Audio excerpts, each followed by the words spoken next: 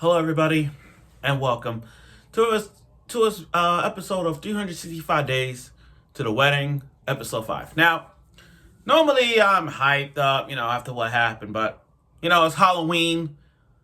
It's a time for people to get on candy and dumbass candy corns. Not to mention Twizzlers is the least favorite candy, but Halloween's a day I don't go out on Halloween because days like this I don't go out because stuff happens.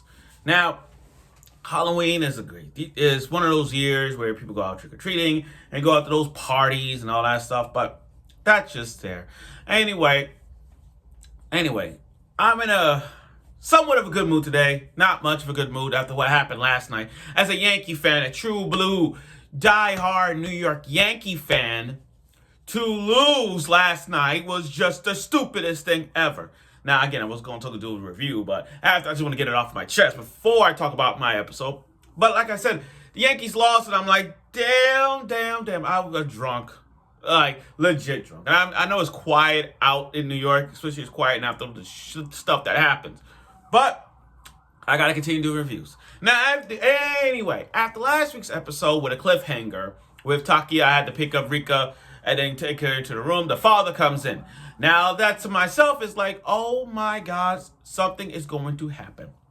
And a cliffhanger like this, it comes to this. Now, when it comes to rom-coms, this always happens in rom-coms. Like, what is the one thing that a rom-com needs to have?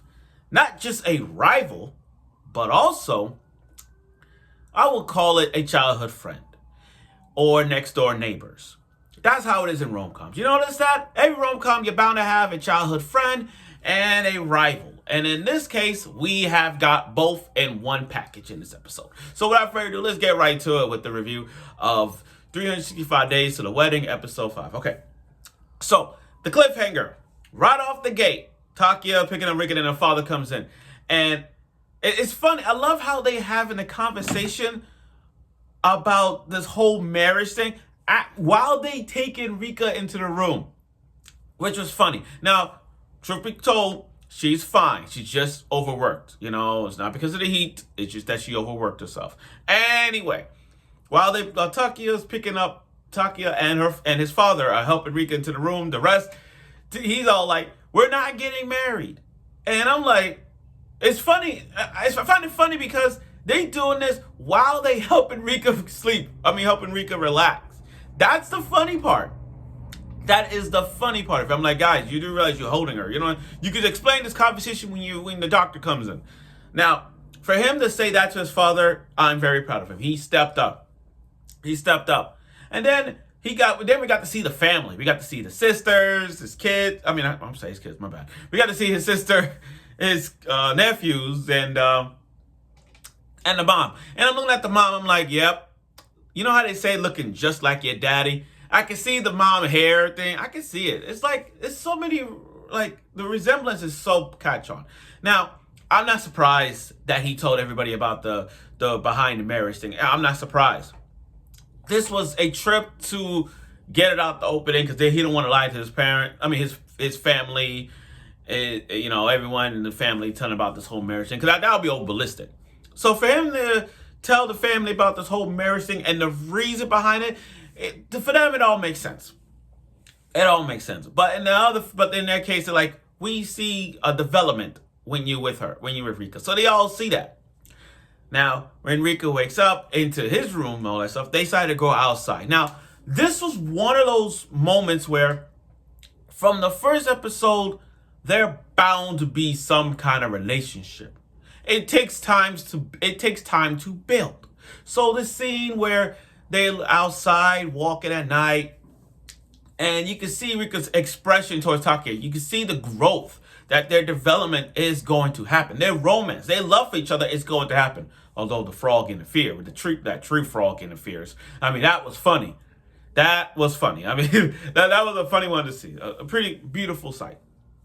Such a beautiful sight. It was one of those like moments, and then here comes the frog. Oh, like, oh my God. But for Rika's case, she's starting to like him.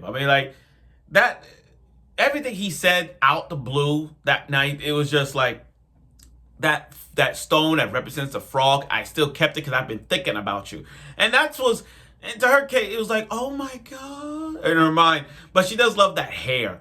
It's that rivalry going on with this hair. Like, she really want to touch that fluffy fluff hair that he has now. And then she got to see the family finally.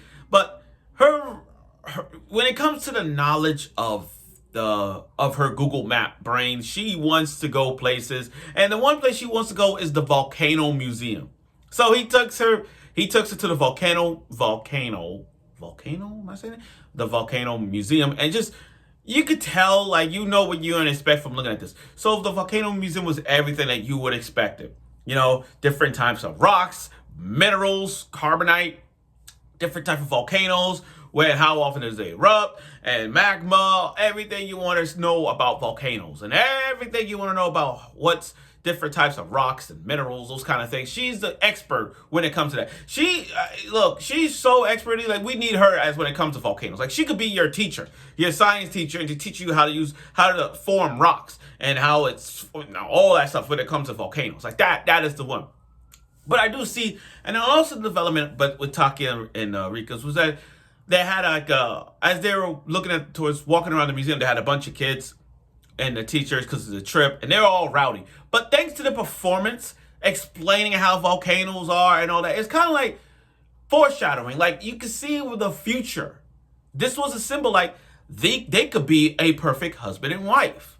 Like, that right there was the definition of a perfect husband and wife. I mean, it's right there. The writing's on the wall. It's legit there. Now, just when things got really, really good, brace yourself, the rival comes in. And this is one of those dark-skinned characters. Brace yourself, everybody. Brace yourself. We got another dark-skinned character. Although she's not hotter than the girl from Plus Size Elf, which I find her #1 hottest dark-skinned anime girl of all time. There's another dark-skinned girl comes in, and now her name is Now. She's a glass maker. She's been glass making for 3 years, and the fact that she's Takuya's childhood friend. I mean, you can see the teasing they did. You can see the teasing, and her messing with her hair and his hair is like, you could tell that there's some hair fetishes going on with Rika. I mean, she wants to touch that hair and never got the opportunity of it. And then you can see the rivalry that is there. Like, you may not, we don't, they don't see it, but we do. Now, and what's funny about it is that not only is Takuya's childhood friend, but now is gonna move to Tokyo. So I'm like, yo, Rika, I'll hate to say this to Rika, but she cannot take a break. Not only got a childhood friend, but now you got not only childhood friend, dark skin, but she's moving to Tokyo. Dang, this is gonna be a fight. This is gonna be a huge fight. And I got this gut feeling that Now is gonna confess. One thing for certain, she's gonna confess. And I got this, I don't know why. It's just that when it comes to rom-coms and childhood friends, there's gonna be that overzealous of a childhood friend gonna confess to the guy.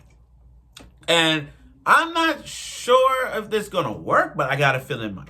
But overall, this was a nice episode. And we did get it. Not only we have the rival, but it did show us more about Rika's and Takuya's characters and the development that their relationship is gonna come. I like this because it's building two polar opposites, and it builds up the relationship that these two have, and they get to know more about it. I actually want to know about Rika's parents, to be honest with you. I actually do want to know more. Like, are we gonna see her parents? And I hope we do, because there's some more stuff I want to get into that as well, if we can. Even though her backstory explained more, but I want to know more about her backstory. I want to know more about her parents, etc., etc. So I hope we get to see her family later on. So thank you for watching my review of this. I look forward for episode 6. That's a 50% show, so we're getting halfway towards it. So stay tuned for next week.